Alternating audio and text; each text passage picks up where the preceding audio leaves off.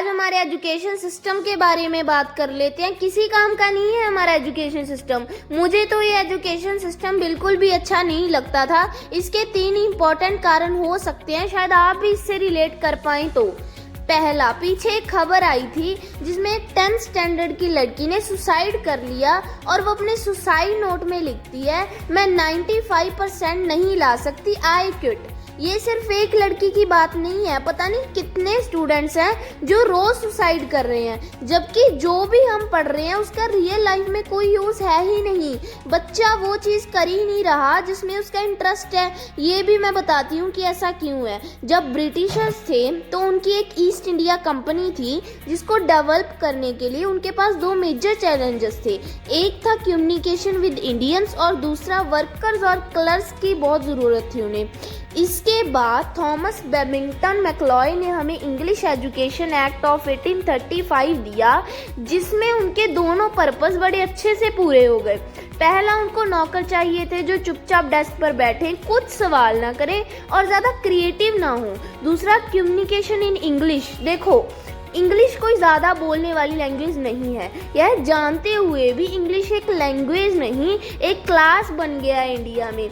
Russia, China, France, इन जगह पर इतना ज़्यादा ऑब्सेशन नहीं है इंग्लिश का जितना इंडिया में है। अगर किसी को इंग्लिश नहीं आती तो उसे अनपढ़ समझा जाता है, जबकि अगर आपको इंग्लिश नहीं आती तो सीधी सी बात है आपको कोई और लैंग्वेज आती है।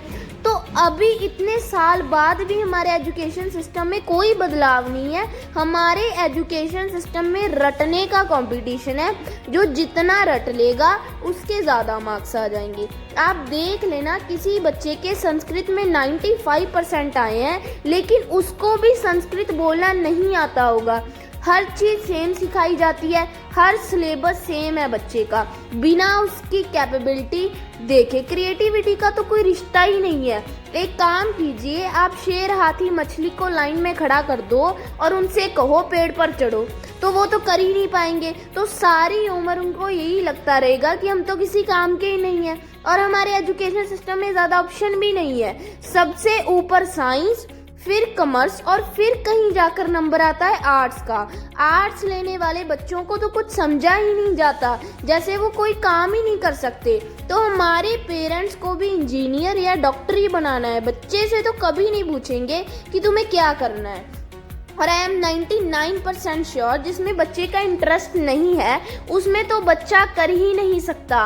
मान लीजिए अगर बच्चे का सपना पूरा हो गया तो वेल एंड गुड, और अगर नहीं हुआ तो आ जाता है सेल्फ डाउट। हमको लगने लगता है कि हम तो किसी काम के ही नहीं है।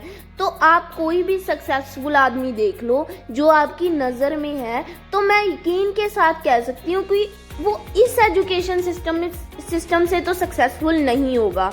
तो एक बात मैं आपको बता दूं कि जिस रेस में हम दौड़ रहे हैं, पता नहीं ये 5 साल 10 साल बाद रेलिवेंट होगी भी या नहीं। इसलिए क्रिएटिव तो हमको होना ही पड़ेगा। Information is not knowledge, the only source of knowledge is experience. जिसको हमारा एजुकेशन सिस्टम मेरी तरह अच्छा नहीं लगता वो नीचे कमेंट करे और सब्सक्राइब करना मत भूलें।